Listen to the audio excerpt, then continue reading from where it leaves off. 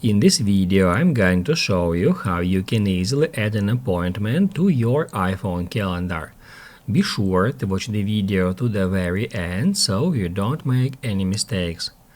Let's get started, guys. I'm gonna show you all the process from the beginning, and first off we need to open up calendar app, and then all you have to do is just tap at that plus.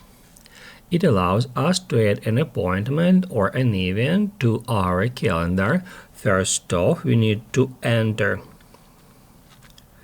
a title for our appointment, and then down below here we can set start time and date and end time and date for the appointment or for an event. We can easily do so by tapping at date and time. In that way, we can easily set start time. By default, it says 1 time difference between start and end. However, we can easily change it. We can change date and time in the same way. Also, down below here, we can configure all that parameters such as repeat, calendar, invitees, alerts, show us, and some others. The main parameter here is an alert. If you would like to get a notification alert about that event, I recommend you to get into alert because by default it is set to none.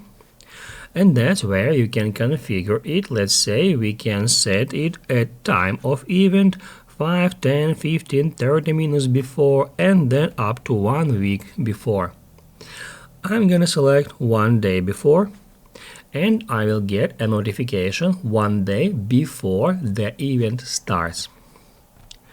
Once it is done and we would like to save the changes, all we have to do is just tap at add.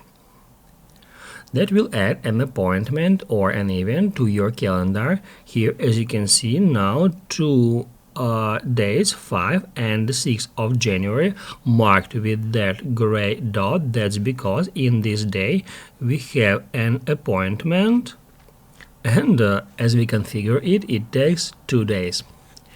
If this video was helpful for you, don't forget to hit the like button.